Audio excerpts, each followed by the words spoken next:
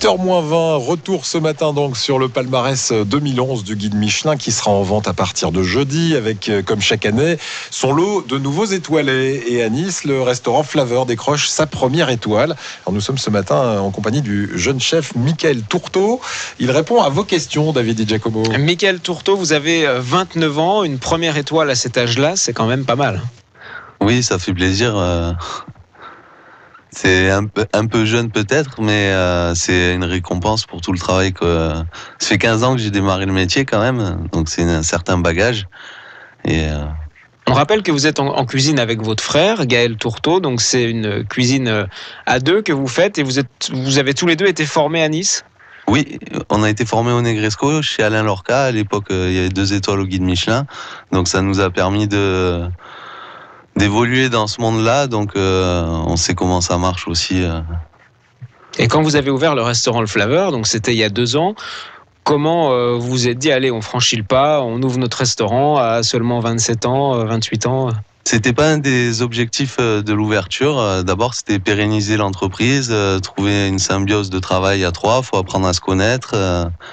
C'est un peu comme un couple à 3, chacun apporte ses idées, ça met des débats et tout. C'est enrichissant. Ouais. Et alors concrètement, une étoile, ça change quoi là ? Depuis que vous l'avez appris, par exemple, vous êtes sollicité par de nombreux médias. Là, vous êtes sur France Bleu Azur. J'imagine qu'on n'est pas les seuls à vous avoir appelé. Hein. Oui, aujourd'hui, a priori, un article dans le Nice Matin. Hier soir, c'était France 3. Ça fait un peu de publicité pour nous, quoi. Et c'est important, ça change vraiment la clientèle, ça apporte réellement toujours un plus en 2011, le Michelin, c'est pas démodé en fait ? Non, on va avoir l'arrivée d'une nouvelle clientèle qu'il va falloir s'efforcer à satisfaire, sans oublier nos habitués, qu'il faut continuer à régaler tous les jours. Et c'est un long travail. Et cette nouvelle clientèle, alors elle correspond à quoi, la clientèle Michelin ? Peut-être une clientèle un peu plus exigeante, mais je pense que ça va bien se passer, quoi. C'est un peu plus âgé, des trentenaires, des gens un peu plus âgés, on va voir. On va découvrir. Alors j'imagine que vous avez quand même scruté tout le palmarès du guide Michelin 2011. On a vu qu'il n'y avait pas de nouveaux 3 étoiles en France. En revanche, il y a beaucoup de petites tables comme vous, c'est-à-dire qui obtiennent leur première étoile, qui restent plus accessibles. À votre avis, ça c'est l'avenir d'aller dans cette direction avec quand même des menus plus accessibles que du 3 étoiles ?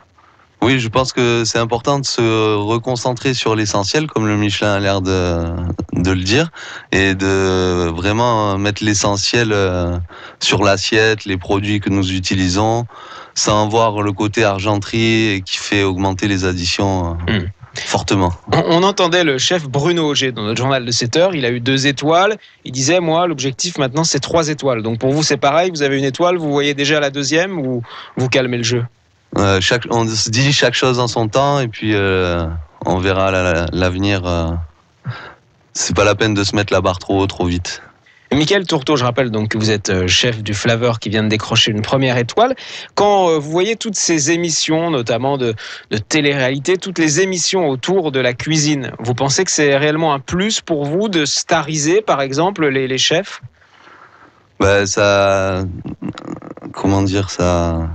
Ça met le métier un peu à l'honneur, c'est sympa, parce qu'avant c'était un métier qui était plutôt décrié, il y a 15 ans, 20 ans, et je trouve ça plutôt bien. Quand vous avez le temps, vous regardez surtout par exemple entre vous Oui, cette année dans le Top Chef, il y avait un client à nous qui participait, et l'année dernière, c'était un gars avec qui on avait bossé au Negresco, avec Alain Lorca. Peut-être donc, vous un jour. C'est vrai qu'on les supporte toujours. Ouais. Non, nous, non. On se consacre à notre restaurant. Alors, le restaurant, il s'appelle Flaveur. Pourquoi vous avez choisi ce nom ?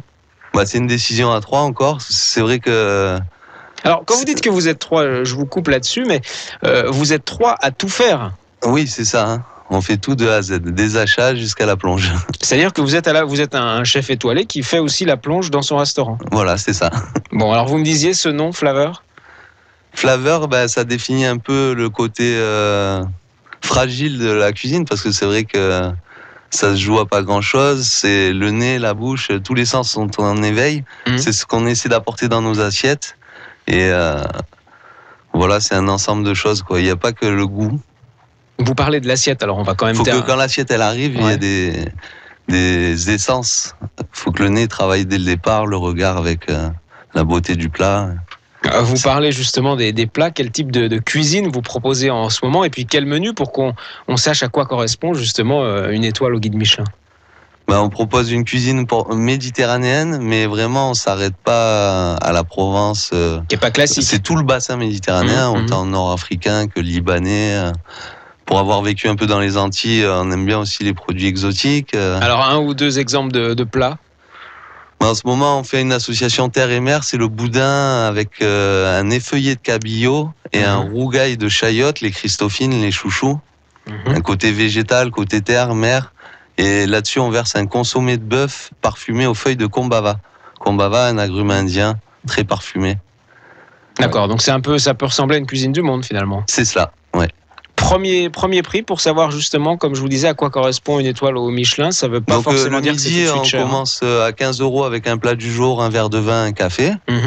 23 entrées, plats, verre de vin, café. Et puis après, le soir, on est à 35 € entrée, plat, dessert. Voilà. 60 € un menu dégustation en 7 services. Voilà, c'est ce qu'on disait. Maintenant, les étoiles au Michelin peuvent être accessibles. Donc. Exactement. Merci Mickaël Tourteau d'avoir été avec nous ce matin. Merci à vous. Hors de prix. Merci beaucoup et une bonne journée à vous. Je pense qu'elle sera bonne, effectivement, parce que vous êtes un petit peu sur un petit nuage, là, j'imagine. Oui, elle sera très très bonne. Alors, à bientôt, Mickaël Tourteau. Beaucoup. Et bravo à toute votre équipe.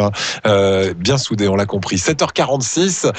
Dans un instant, vous pouvez nous appeler sur le répondeur 04 97 03 36 14 pour nous dire justement, si les étoiles Michelin vous incitent à aller découvrir un nouveau restaurant comme le Flaveur par exemple. Qu'est-ce que ça représente pour vous, ce guide Michelin à la maison? 04 97